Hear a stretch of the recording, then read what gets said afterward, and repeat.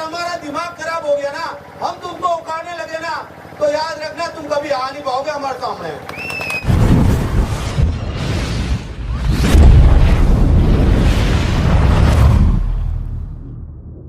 Bhim army जिला सम्मेलन सलुम्बर में आयोजित किया गया। इस अवसर पर भीम आर्मी उदयपुर से लाला भाई ने उपस्थित लोगों से आरक्षण के लिए एक मंच पर आने की अपील की।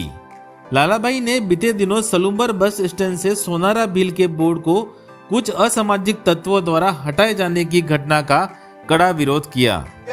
तो मैं इस मंच से उन सामंतियों को कह देना चाहता हूँ कि ऐसी छोटी मोटी हरकतें ना करें, और अगर हमारा दिमाग खराब हो गया ना, हम तुमको उखाड़ने लगे ना, तो याद रखना तुम कभी आ नहीं पाओगे हमारे सामने।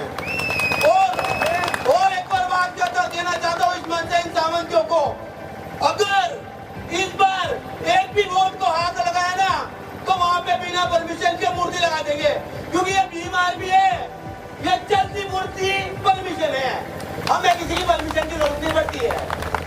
तो सभी साथियों से मैं यही कहना चाहता हूँ कि एसटी, एससी, ओबीसी और माइनॉरिटी को एक मंच पे आना पड़ेगा, और एक मंच पे आकर हमारे हक अधिकार की लड़ाई लड़नी पड़ेगी, क्योंकि हम अभी तक जितेंद्र मेघवाल को नहीं भूले, ना ही हम इंद्र मेघवाल को भूले, ना ही हम कार्तिक बिल को भूले, ना ही हम पूजा बिल को भूले हैं।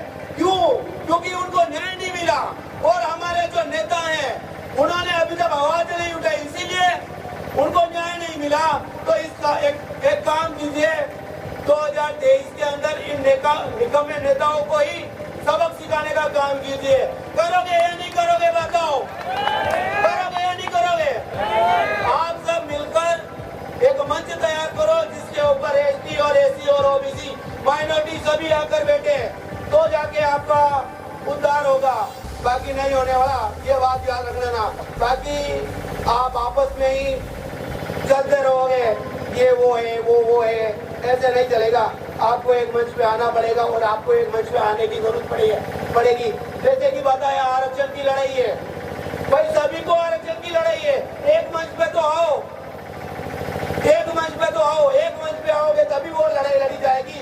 और वो लड़ाई इसलिए लड़ी जाएगी क्योंकि हमारे निकम्मे नेता कभी आवाज ही नहीं उठाते आरक्षण के लिए। वो तो जो भी बिल पास होते हैं उन पे साइन कर देते हैं, लेकिन आरक्षण की लड़ाई हमारे नेता नहीं लड़ते। आप बताओ, लड़ते हैं क्या?